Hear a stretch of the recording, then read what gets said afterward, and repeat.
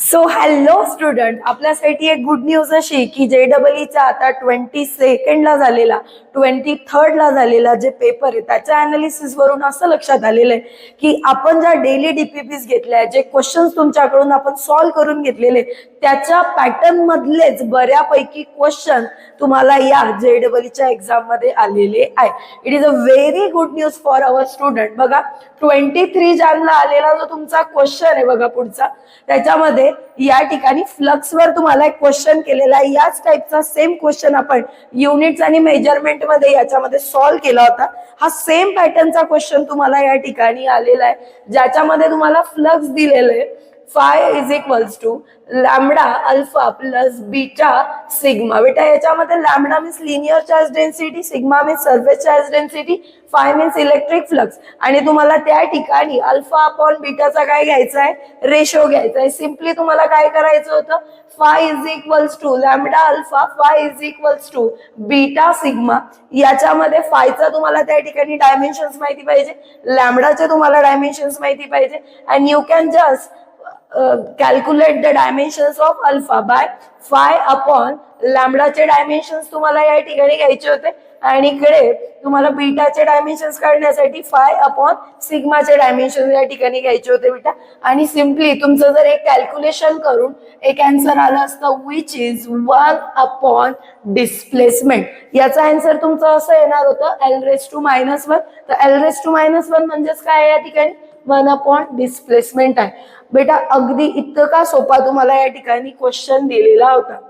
Next question, हा question बेटा तुमचा न्यूटन्स लॉज ऑफ मोशन, जो सेकंड लॉ आहे न्यूटनचा, त्याच्यावरून सॉल्व्ह होणारा क्वेश्चन आहे. बघा या ठिकाणी काय दिलेलं आहे, वेलॉसिटी टाइम ग्राफ दिलेला आहे. जर इमेज क्लिअर दिसत नसेल तर मी इथं काढते. याच्यामध्ये 200 या ठिकाणी एक वेलॉसिटी दिलेली आहे, एक 400 एक वेलॉसिटी दिलेली आहे आणि त्याच्यानंतर इथे एक टाइम दिलेला आहे आणि या ठिकाणी जी डिस्प्लेसमेंट केली जाते ती काय केली जाते, इथून तर इथपर्यंत त्याची डिस्प्लेसमेंट आहे आणि कंप्लीट तो 2 सेकंड पर्यंत त्याची काय करतोय, डिस्प्लेसमेंट करतोय. वेलॉसिटी टाइम ग्राफ आहे बेटा आणि ते या ठिकाणी विचारताय की 0.5 सेकंडला किती तुम्हाला डिस्प्लेसमेंट मिळणार आहे. सो पहिल्यांदा तुम्हाला टाइम दिलेला आहे, तुम्हाला वेलॉसिटीज माहिती या ठिकाणी. This is initial, this is final velocity. You can just put this formula ut plus 1/2 at². याच्यामध्ये तुम्हाला a फाइंड आउट करायचा होता, v minus u upon t. ए मिळाला असता देन तुमच्याकडे u इज इक्वल्स टू 200 होता, a इज इक्वल्स टू तुम्हाला 100 मिळणार होता. व्हॅल्यूज टाकायच्या होत्या, t इज इक्वल्स टू 0.5. या इक्वेशन मध्ये व्हॅल्यूज पुटअप केल्यानंतर तुमचं हे आन्सर येणार होतं बेटा. या पद्धतीचाही क्वेश्चन आपला या ठिकाणी झालेला होता. तुम्हाला आठवत असेल तर या पॅटर्न मधला एक ग्राफ तुम्हाला होता त्या ठिकाणी, तिथं पण तुम्हाला त्याची डिस्प्लेसमेंटच त्या ठिकाणी काढायची होती. ओके, नेक्स्ट क्वेश्चनला जाणार बेटा आपण या ठिकाणी. आता नेक्स्ट क्वेश्चन बघा. नेक्स्ट क्वेश्चन तुम्हाला दिल्याप्रमाणे हा क्वेश्चन थोडासा वाटायला किचकट जातो पण तो तितकाच इझी क्वेश्चन आहे. याच्यामध्ये तुम्हाला प्रत्येक टर्मचे, जसं की या ठिकाणी a sin of t, b cos square of t, after that ct² and d, यांचे सगळ्यांचे डायमेन्शन्स काढायचे होते या ठिकाणी.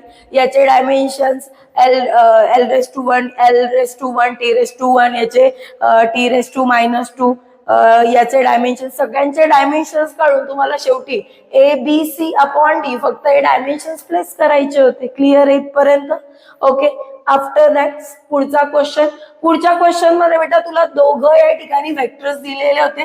पहिला वेक्टर, एक क्वेश्चन आपल्या वेक्टर्स मध्ये आपण बघितलेला आहे.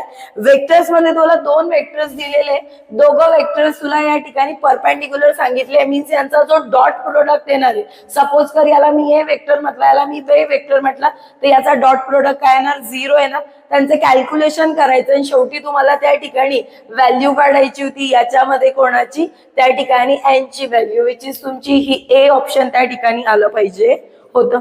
नेक्स्ट बघा या ठिकाणी जो क्वेश्चन आपण घेणार आहे हा तर फार इझी क्वेश्चन दिलेला आहे. यांनी या ठिकाणी सिंपल रेशो घ्यायचा होता बेटा. फक्त काय दिलं होतं क्वेश्चन मध्ये, या ठिकाणी क्वेश्चन मध्ये तुला विचारलेलं आहे की इलेक्ट्रिक फोर्स आणि ग्रॅव्हिटेशनल फोर्सचा ratio. So you have to know the formula for electric field and electric force and gravitational force. Okay, electric फोर्सचा फॉर्म्युला काय येणार बेटा?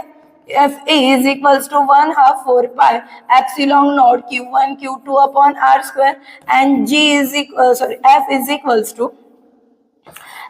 equals to G m1 m2 upon R square. This is the formula of gravitational force.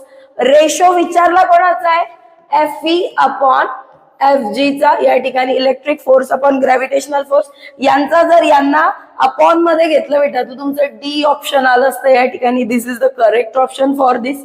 Okay, after that या ठिकाणी तुम्हाला हे ratios घ्यायचे.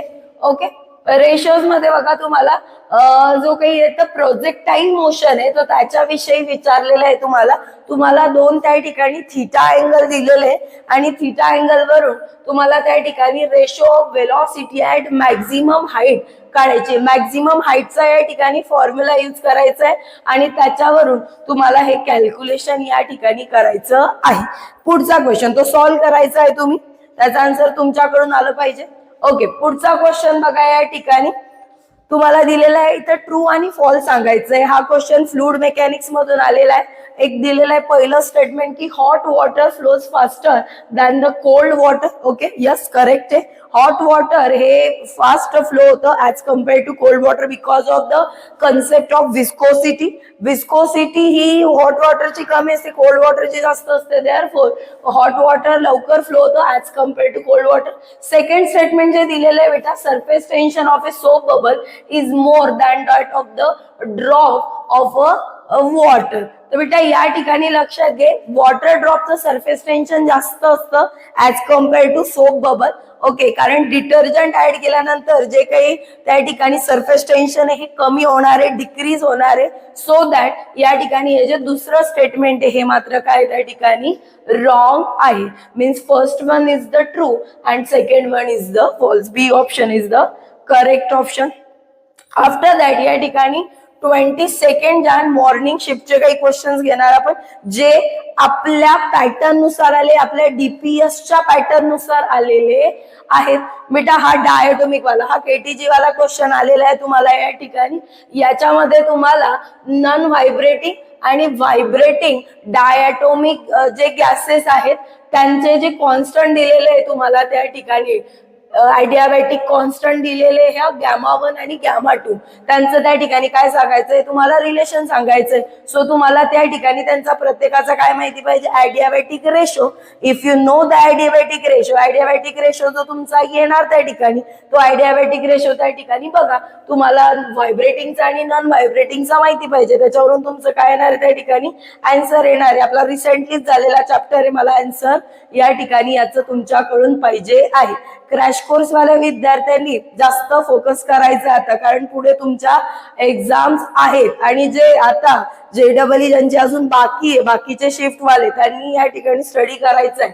Okay, same type of question, same type, okay same pattern चा क्वेश्चन या ठिकाणी झालाय. दोन या ठिकाणी काय आहे, कंडक्टर, एक मध्ये करंट अपवर्ड फ्लो होतोय, एकवर्ड मध्ये करंट डाऊनवर्ड फ्लो केला जातोय. ओके, तर या ठिकाणी तुम्हाला सांगायचंय की या पी पॉइंट वर एक्झॅक्टली किती त्या ठिकाणी मॅग्नेटिक फील्ड याच्यामुळे ऍक्ट केलं जाणार आहे. या पद्धतीचा क्वेश्चन तुमचा झालेला आहे, एकदा चेक करायचंय डीपीएस मध्ये. ओके, आणि देन येतं बेटा नोट्स वाला क्वेश्चन आहे, कॅपॅसिटन्सचा फॉर्म्युला काढायचा आहे.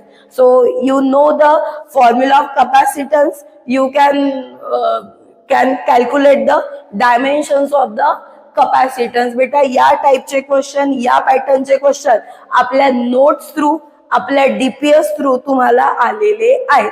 सो या ठिकाणी असाच तुमचा स्टडी ठेवा. जे काही पुढचे अजून तुमचे JEE चे क्वेश्चन्स येतील त्यालाही आपण त्या ठिकाणी सॉल्व्ह करणार आहे. Keep studying, keep growing.